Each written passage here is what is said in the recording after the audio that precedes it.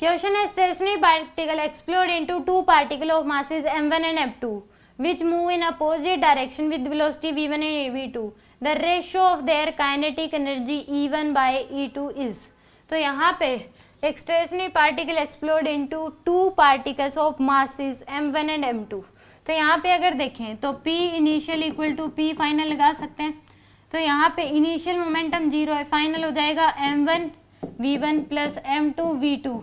तो यानी कि दोनों अपोजिट में है, तो यहाँ पे क्या आ जाएगा, ये माइनस साइन ले लेंगे क्योंकि एक पार्टिकल अगर इधर गया है v1 की स्पीड से तो एक इधर जाएगा v2 की स्पीड से। ये m1 होगा, ये क्या है m2। तो यहाँ पे m1 v1 इक्वल टू आ जाएगा m2 v2। ये आ जाएगा आपके पास m1 v1 equal to m2 v2, यानी कि v1 की वैल्यू हम लिख सकते हैं m2 v2 बाय में m1।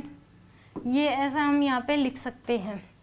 तो इस केस में अब रेशियो ऑफ काइनेटिक एनर्जी पूछा है, तो के E1 की जो वैल्यू है वो आ जाएगी हाफ m1 इंटू में v1 का स्क्वायर, और E2 की वैल्यू आ जाएगी हाफ m2 इंटू में v2 का स्क्वायर।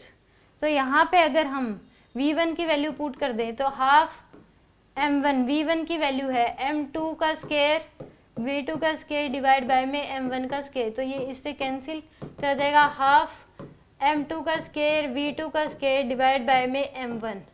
तो इन दोनों का अगर रेशियो ले E1 बाय E2 तो आ जाएगा हाफ m2 का स्क्वायर v2 का स्क्वायर डिवाइड बाय में m1 इंटू में 2 बाय में m2 का स्क्वायर v2 का स्क्वायर। डिवाइड करेंगे तो ये ऊपर चला जाएगा 2, ये नीचे, तो ये 2 से 2 क्या हो जाएगा कैंसिल, m2 से एक m2 क्या हो जाएगा कैंसिल, v2 के स्क्वायर से v2 के स्क्वायर कैंसिल। तो आंसर आ जाएगा m2 बाय में m1। तो E1 बाय E2 की जो वैल्यू है वो आ जाएगी m2 bye m1। A option क्या होगा इस केस में करेक्ट होगा।